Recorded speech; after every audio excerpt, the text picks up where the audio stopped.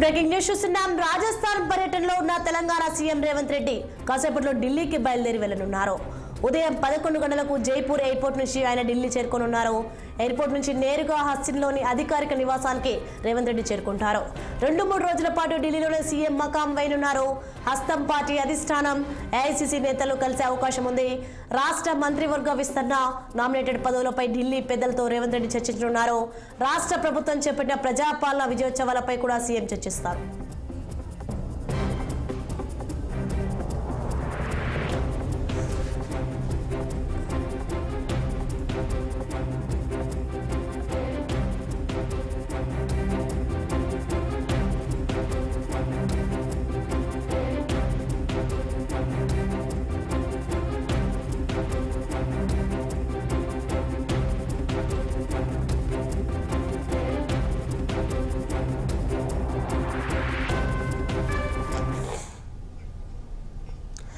రాజస్థాన్ పర్యటనలో ఉన్న తెలంగాణ సీఎం రేవంత్ రెడ్డి కాసేపట్లో ఢిల్లీకి బయలుదేరుతున్నారు.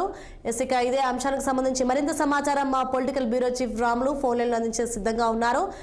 రాములు, చెప్పండి, రాజస్థాన్ పర్యటనలో ఉన్న సీఎం రేవంత్ రెడ్డి కాసేపట్లో ఢిల్లీ వెళ్ళనున్నారు, అప్డేట్స్ ఏంటి?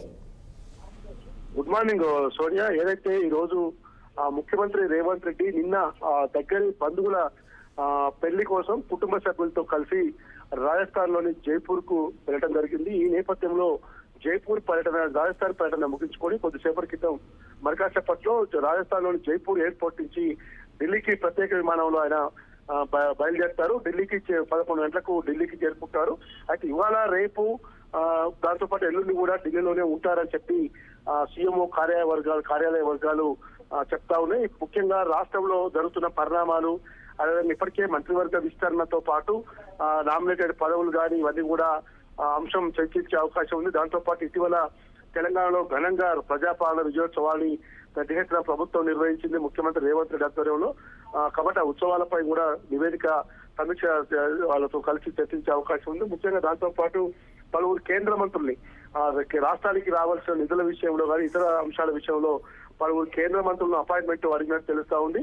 ప్రస్తుతం తెలిసిన సమాచారం ప్రకారం ఆయన ఇవాళ 11 గంటలకు ఢిల్లీలోని తన అధికారిక నివాసానికి చేరుకొని రేపు రాత్రి వరకు కూడా అపాయింట్మెంట్స్ తీసుకొని వెళ్లే అవకాశం ఉంది. ఎల్లుండి కానీ రేపు రాత్రికి కానీ ఆయన హైదరాబాద్ కు, ఢిల్లీ నుంచి మళ్ళీ హైదరాబాద్ కు తిరిగి వచ్చే అవకాశం ఉంది. ముఖ్యంగా మంత్రివర్గ విస్తరణ దాదాపు ఇప్పటికే ప్రభుత్వం ఏర్పడి మొన్న డిసెంబర్ 7 తోటి సంవత్సర కాలం పూర్తయింది. ప్రమాణం చేసి కూడా ముఖ్యమంత్రి రేవంత్ రెడ్డితో పాటు మిగతా 11 మంది మంత్రులు, మొత్తం 12 మందితో సోనియా గాంధీ, రాహుల్ గాంధీ, ప్రియాంక గాంధీ, ఇంకా పార్టీ అధినేతల పెద్దల సమక్షంలో ఎల్బీ స్టేడియం వేదికగా మంత్రులు ప్రమాణం చేశారు ముఖ్యమంత్రితో సహా. ఇంకా 6 మంత్రి పదవులు ఖాళీగా ఉన్నాయి. ఈ 6 మంత్రి పదవుల కోసం చాలా మంది కంపెనీ ఆశలు పెట్టుకున్నారు. ముఖ్యంగా ఆదిలాబాద్ జిల్లా, నిజామాబాద్ జిల్లా, ఉమ్మడి రంగారెడ్డి, ఉమ్మడి హైదరాబాద్, ఈ 4 జిల్లాల నుంచి కూడా ఇప్పటి వరకు మంత్రివర్గంలో ఇంకా స్థానం లేదు. ఇన్ఛార్జీల మంత్రి పాలన నడుస్తా ఉంది. కాబట్టి ఈ 4 జిల్లాలో ఖచ్చితంగా మంత్రివర్గ విస్తరణలో పూర్తి భరించాలి. దాంతో పాటు చాలా మంది సీనియర్ నేతలు కూడా మంత్రివర్గ విస్తరణలో మాకు అవకాశం దక్కుతుందని చెప్పి భారీ ఆశలు పెట్టుకున్నారు. అయితే ముఖ్యంగా రానున్న స్థానిక సంస్థల ఎన్నికలు దృష్టిలో పెట్టుకొని తర్వాత హైదరాబాద్ లో బీఆర్ఎస్ పార్టీ పెద్ద ఎత్తున గెలిచింది.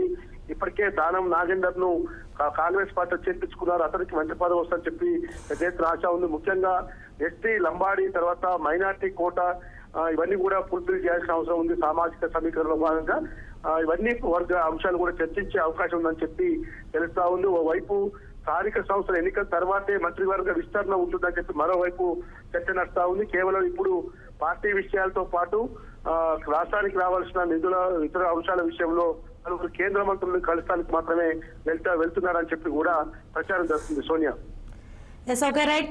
Thanks for information Ramu.